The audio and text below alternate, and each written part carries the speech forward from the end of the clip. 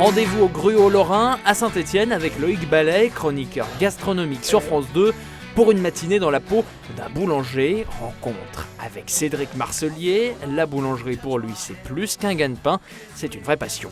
La boulangerie, c'est pas que la farine et de l'eau et du sel, c'est vraiment c'est d'autres choses quoi. C'est essayer d'aller de l'avant, essayer de trouver les goûts, aller voir son meunier, aller dans les champs de blé, aller voir les blés, voilà, c'est tout ça quoi.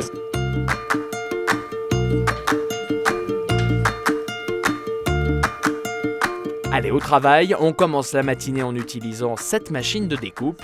Donc on a fabriqué des petits pains et aujourd'hui là on les divise. Donc ça a été fabriqué tout à l'heure, ça a été transformé.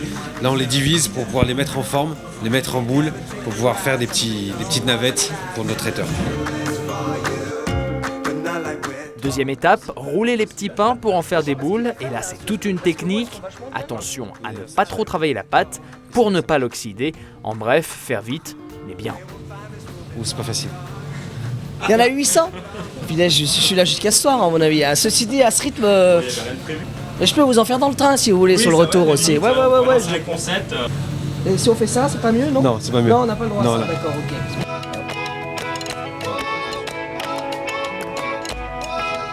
Et si c'est mal travaillé, c'est la catastrophe. À la fin de la cuisson, elle va être blanche à l'intérieur, on va manquer un petit peu de couleur et on a un pain qui va moins se conserver aussi quoi. À droite, Okay. et après on fait un pli, On fait un pli, ok. pour pas qu'elles se touchent les unes les autres. En fait, il est en train de refaire tout ce que j'ai fait, en fait, c'est ça? Mais sans rien dire, il est vachement poli, hein. Vous avez vu ça? Polis et nombreux, ici on est 14 à travailler pour faire tourner la boulangerie. Toute la journée, on se relaie pour proposer plus de 200 variétés de pains et livrer tous les restaurants stéphanois. Parmi les pains incontournables, la baguette torsadée, et là aussi, c'est un coup de main. C'est bon? Ouais, parfait. Allez, hors de question de repartir sans passer par l'accueil et le poste de vendeur, bien entendu. Qu'est-ce que je vous sers? Du pain, ça tombe bien. Vous m'auriez demandé des Saint-Jacques, c'était plus compliqué. Mais je vous enverrai place Grenette sinon. Bon, alors, qu'est-ce que... lequel? Pain au chorizo aussi. Chorizo. Mince, alors ça c'est lequel, le chorizo? Voilà, ok. Alors, celui-ci, ça vous va là, comme ça? Ah ouais, non, il n'est pas regardé, il faut le regarder quand même. Fin de l'immersion au Gruau-Lorrain. Loïc, il a le geste et puis il a une certaine passion qui l'anime au niveau de ce qu'il exerce dans la vie, quoi, chroniqueur culinaire, quoi. Et donc, du coup, ouais, pourquoi pas, quoi, on serait prêt à l'embaucher aujourd'hui.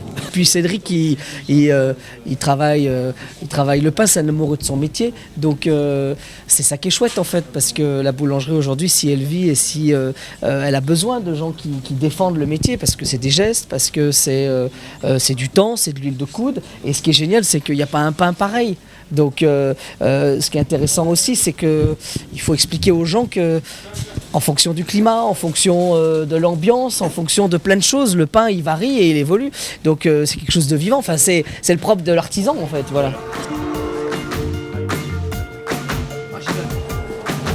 Le façonnage, je trouve qu'il y a un rapport avec la pâte qui est hyper intéressant parce qu'il y a un toucher en fait. On est dans nos métiers, on met de plus en plus de gants, de casques, de masques, on a de moins en moins de contact physique et je trouve que ce contact-là, il est bon en fait, il est agréable.